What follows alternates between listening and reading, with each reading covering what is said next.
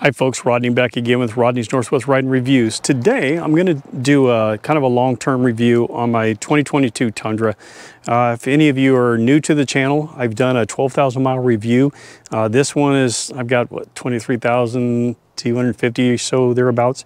So anyway, I've spent some time driving the vehicle. I think I have a pretty good grasp of, you know, what are the strengths and what are the weaknesses of it.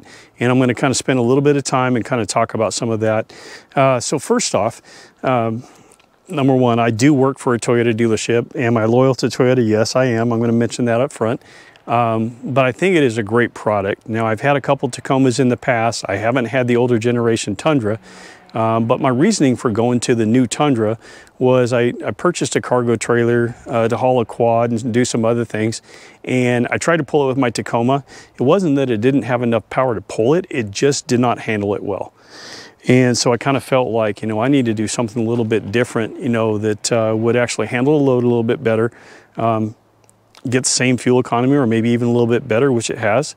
We'll talk about that here in just a little bit. But then the biggest thing is just it handled it so much better than what the Tacoma did. And so it was kind of a must. My experience since I've purchased the vehicle, the first thing I noticed when I first got it is it drives amazing. It handles the road so much better than anything else I've driven as far as the Toyota product. On the suspension, it does have, of course, independent suspension in the front, has coil springs on the back. That versus the older generation was a big plus. Now, they use hydraulic motor mounts, or excuse me, hydraulic cab mounts, and so it is very, very smooth just going down the road. But when you hit a pothole or you hit, like, say for instance, they have construction near my house, when you go through that construction area, you can feel the tires just going straight up and down, and it's not pushing the vehicle all over the road. The other thing that I noticed too is that driving down the highway, when you pass a truck, a lot of times you can feel that wind gust just kind of pushing you over as you pass it, and you don't feel that with this model of Tundra. So I was really impressed with just the drive of the vehicle. It is a V6 twin turbo. Some people were not happy about going from the V8 to the V6. I had some apprehensions in the very beginning. But I've driven a Ford EcoBoost before, and I knew that it had a lot of power, but I just didn't think that on the EcoBoost when I drove before, I didn't think it modulated the power very well. So it was like, it was either full go or nothing at all. And that part was, excuse me, I'm so sorry. That was partly due to just, it seemed like it had turbo lag on that one. This has two turbos, they're the same size, so you got one for each bank. And it actually does very well. You have very little turbo lag in the very beginning, and then it has so much torque. So, you know, it's 389 horsepower, 479 pound-feet of torque, and that's pretty substantial over what we had in the previous generation Tundra. Fuel economy. So fuel economy is so subjective, and it's very difficult to, you know, tell you what you're going to get based on your driving habits, where you're living at, what's the climate going to be there. And so I've noticed quite a difference here just in our climate. So for instance, in the summertime, you know, it's not unlikely, before I put tires on here, and I'll explain that in a moment, before I put tires on, I was getting 20.5 miles per gallon out on the highway pretty frequently. In the wintertime, that dropped down to about 18.5. And so you will see a change depending on the weather.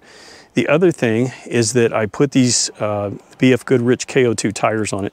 And I did it for a couple different reasons. And now, obviously, you see out here, I just finished up riding, but where I'm at, I'm out, and there's a lot of rocks. Like, we travel up and down this gravel road quite a bit.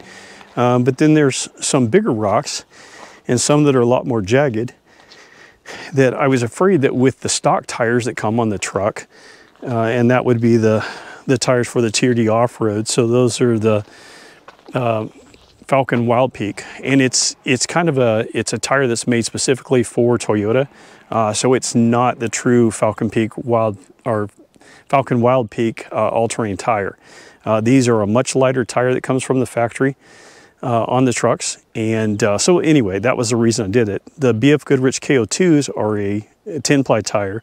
It's a heavy-duty tire, and it's a lot more puncture resistant than what those stock tires would be. So that was my reasoning for doing it. The one downfall, they're much heavier. And so that excess weight obviously reduced the fuel economy. So now out on the highway, where I was getting 20 to 20.5, now I'm getting about 18.5. Around town, I get 16 to 16.3 pretty consistently. And there's a couple things that you can do that will help your in-town driving. So for instance, if you're driving, let's say your speed limit's 35, if you speed up to 35 pretty quick and then kind of back off the throttle just a hair, it will maintain that momentum for you, and you'll notice that your fuel economy will climb. And that will help you get a lot better in-town fuel economy. One of the things that I've noticed since I put these tires on is that if I put it in sport mode, and this is only for around town, it doesn't help out on the highway, but the turbos tend to spool up pretty quick, and I think they're actually quicker than what it is in the normal mode. And it seems to get better fuel economy in town with these tires in the sport mode than what it does in the normal mode. When you're talking fit and finish and styling, I really like the style of the new Tundra. You know, the bold lines that you get there in the fender flares just kind of accentuates gives you kind of a rugged look. I don't care for this, and there's a lot of people that will say the same thing. Why did they put the chrome look on the limited model and not the others? I don't know. Now I will say that with the dark colors, it's not as bad, because I think that with the dark colors, whether it be blueprint, black, this smoked mesquite, with the chrome, it actually doesn't look too bad. But some of the lighter colors, I wish they had done something a little differently. The headlights are great. The LED fog lights are great. No complaints there. You do have sequential turn signals, both front and rear. The panorama view monitor. If you guys are trying to figure out whether that's something that you want or not, I highly recommend it. You have one camera in the front, you got one underneath both of the side view mirrors. You've got two in the back of the cab. Let me show you there.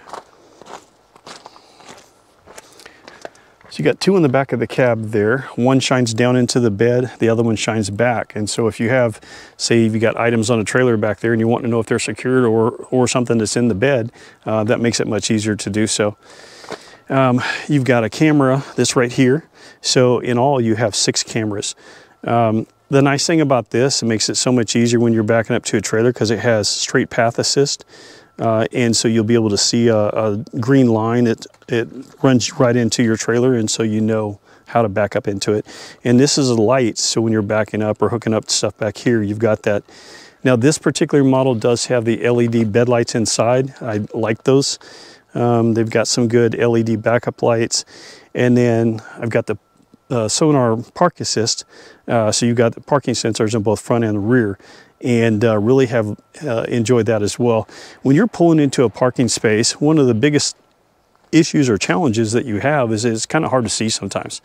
That panorama view monitor gives you a parallel view, so you can see on the sides of the vehicle. You can see where you're lined up in the parking lines. And then you can also see how close you're getting to something, either in the front or the rear. Now your panorama view monitors with the TRD Off-Road package, when you're in crawl control, those cameras will stay on all the time, and you have to be in low range for that to happen. Standard feature on the Crewmax, you do have the rear sliding window, and so it goes all the way down into the cab. Really opens things up in there.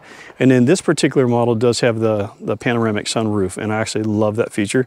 I don't open it all that often, but it just allows so much more light in there, and it just makes it seem so much larger in there as well. So I'm going to jump in the truck, and as we're going, I'm going to talk about, you know, some of the driving characteristics, and then it's not all positive. It's not a perfect truck. I'm going to talk about some of the things that I think that they could have improved on. So hang in there with me. Thank you. All right, I finally got off of the gravel road, and so hopefully you're not picking up too much air noise from the air conditioner and my cooled seat, but so anyway, back to the driving and handling capabilities of the vehicle. Performance-wise, I've been very impressed. It's always been very responsive. In the normal mode, you do get a little turbo lag in the very beginning, but it picks up pretty quick. And then when you put it in the sport mode, there's virtually no lag at all. It's just instantaneous. And I know that that causes the turbos to spool up a little bit quicker, but then it also increases your throttle response, your brake response, and then also stiffens up the steering wheel. So it seems to perform much better.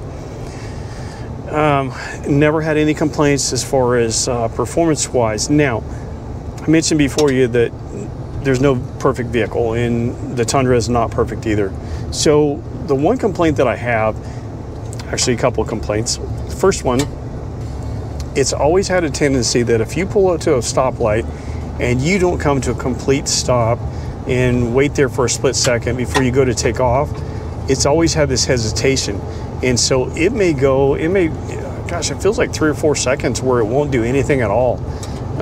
So it's you know, fly-by-wire.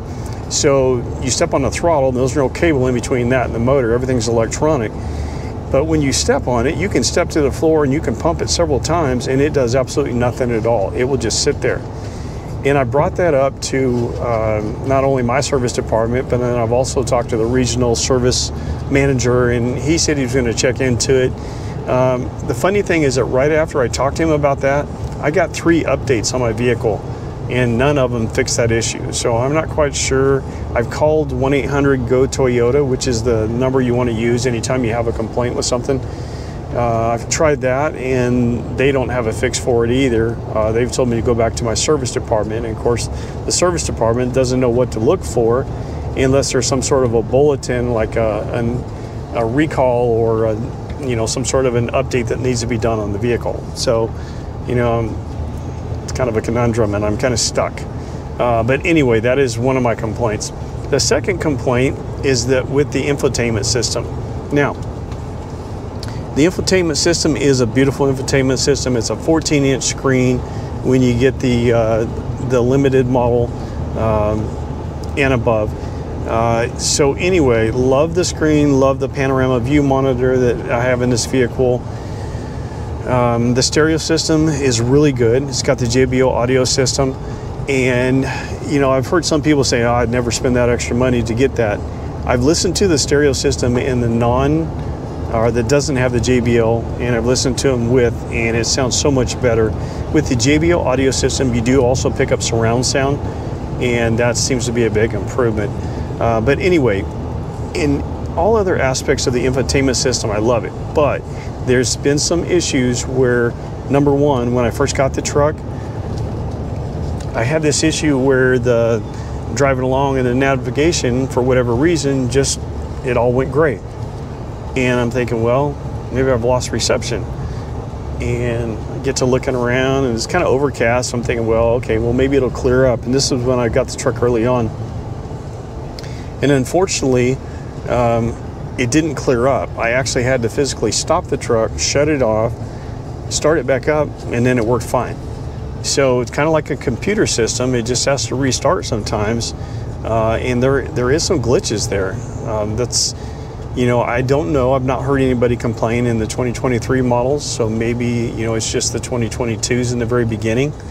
But I've not had that issue, you know, since the very beginning. So maybe that's an update that they fixed it with.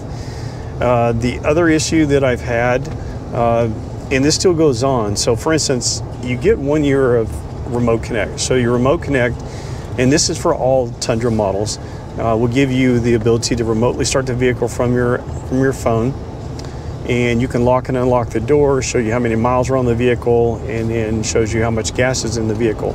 But after your year, that's a free trial that you get. After the year, then you have to subscribe to it. Well, it's $15 a month, and so that gives you not only Remote Connect, but it gives you navigation combined. And there's a couple different packages, but the cheapest one is $15 a month. So before I did that, I'm like, well, I'm just going to try out the Apple CarPlay for a while. So I set up the Apple CarPlay, and that seemed to be going fine. And then all of a sudden, frequently when I start the vehicle up, my phone wouldn't connect. I'm like, that's weird. I never had that issue, you know, before I started using the Apple CarPlay. And so not only would my phone not connect, but then you know, some of the features weren't working in the Apple CarPlay, and so I'd have to stop the truck. Or here was the issue. I couldn't connect my phone while I was still driving. I had to stop the vehicle, actually had to physically shut the truck off and start it back up, and then if you waited, then your phone would go on ahead and pair up. Sometimes when I would just jump in the truck and not give it enough time, it would not pair up. Well, prior to using the Apple CarPlay, I never had that issue. So anyway, I used that for about 4 or 5 months. I finally decided to go back to paying for the Remote Connect. And ever since I went back to using the Remote Connect, I've never had an issue. So I don't know. The funny thing is that when it did have an issue and it seemed like your phone wouldn't connect, it would take you back to the screen that would say manage your subscription. So it almost seemed like, you know, it was Toyota's way of saying, hey, let's go ahead and sign back up for the Remote Connect. But you know, I don't know. I'm just grabbing for straws there, reaching for straws. But anyway, other than that, I've not had any issues. Now, I've heard some people say that, you know, they had wind noise come in through a window. I've not had that issue. The cab is very quiet. I do have, like I mentioned, the KO2 tires, and those are a little noisier than what a factory tire would be. And I really don't have much. I mean, we could sit here, if I had somebody with me, we could sit here and have a conversation with no problem. And so I've always kind of appreciated that. One of the things about trucks, and especially if you're going to tow something, is you want to be as comfortable as you can when you're towing that load. All too often, people will get a truck that's too small to do the load that they want to do, and they're having to white knuckle it all the way, whether it be over the pass, whether it be through curves, what have you. And that's one of the things that I really enjoyed about the Tundra, is that it has such a rigid frame that it handles the loads very well, and you don't have an issue where it feels like it's out of control at any time. So I've been extremely happy with that. I think that's pretty much it. You know, if you guys have any questions, any comments, go ahead and send them my way. If you're waiting for a Tundra, like say for instance, if you put a deposit on a vehicle and you have a VIN number on the vehicle that's coming in and you'd like to get an updated status on it, go ahead and send me the VIN number of it, and I'll be more than happy to you know, give you an update on it. If your vehicle has already been built, be sure and send me the permanent VIN number, not the temporary VIN number that is originally issued. Once the vehicle is built, it switches from a temporary VIN to the permanent VIN, and the way you know which is which is if you look at the VIN number, if it has a letter in the last 5 digits of the VIN, that's going to be a temporary VIN number. Once it turns to a permanent VIN, some of the numbers in the very beginning are the same, but you'll see some of them will change, and then of course that letter is gone. So be sure and send me the correct VIN number.